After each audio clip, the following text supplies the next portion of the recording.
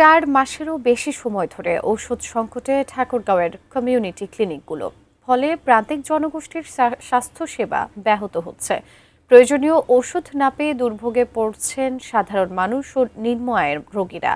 বিস্তারিত জানাতে নারগুন কমিউনিটি ক্লিনিকের সামনে থেকে যুক্ত হচ্ছেন সহকর্মী সামাদ। ওষুধ সংকটের কারণটি কি আসলে সরবরাহে কোনো ত্রুটি বা আপনার অন্য কোনো কারণ আছে সে বিষয়ে জানতে চাই, এবং মানুষ আসলে কি কি ভোগান্তির শিকার হচ্ছেন, সেই সাথে চিকিৎসকরা কি বলছেন এ বিষয়ে। সুজানা, জেলায় 149টি কমিউনিটি ক্লিনিক রয়েছে। গেল বছরের 25শে নভেম্বর এই কমিউনিটি ক্লিনিকগুলো থেকে ওষুধ সরবরাহ করা হয়েছিল।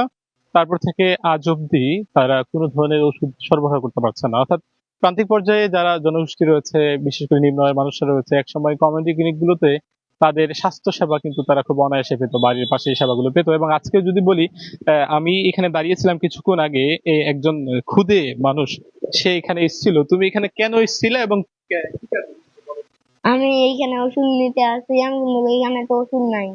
তোমার কি সমস্যা? আমার জয়। আচ্ছা, এই মাসুদ রানা সে তার পরীক্ষা দিয়ে, সে দ্বিতীয় শ্রেণীতে পড়ে, পরীক্ষা দিয়ে বাড়ি যাচ্ছিল, এই পাশ দিয়ে এসেছিলেন এবং সে বলছিল তার জ্বর। আমরা তার মাথাও ছুঁয়ে দেখেছিলাম যে প্রচন্ড রকমের জ্বর। সেখানে সেবার জন্য এসেছিল, কিন্তু কোনো ধরনের সেবা পাচ্ছে না। আমরা জেলা সিভিল সার্জনের সঙ্গে কথা বলেছি, তিনি জানিয়েছেন যে প্রায় 4 মাসেরও অধিক সময় ধরে কোনো ধরনের সেবা বা ঔষধ সরবরাহ প্রান্তিক পর্যায়ে যারা নারী পুরুষ হচ্ছে তারা পাচ্ছেন না।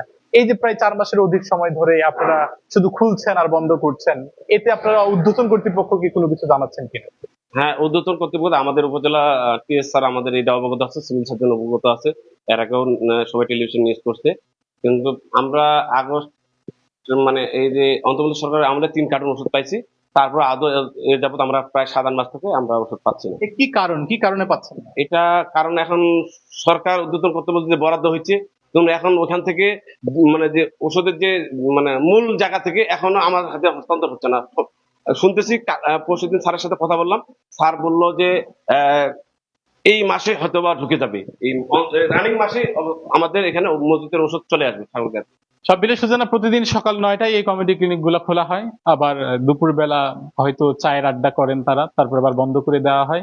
এই খোলা আর বন্ধের মধ্য দিয়ে 149টি কমিউনিটি ক্লিনিক চলছে। বাস্তবে এই ভবনগুলো শুধু খোলা আর বন্ধের মধ্য দিয়ে সমাপ্ত হয়ে যাচ্ছে। বাস্তবিক অর্থে জনগোষ্ঠী বা প্রান্তিক পর্যায়ে যে সকল নিম্ন আয়ের মানুষ রয়েছেন তাদের কোনো কাজে আসছে না। তাদের প্রত্যাশা তাদের কাজে আসবে। অন্যদিকে যারা সিভিল সার্জন তারা বলছেন যে এই মাসের মধ্যে হয়তো তারা ওষুধ পেলে এই সেবাটি মানুষের দোরগোড়ায় পৌঁছে দিতে পারবে। সুজানা।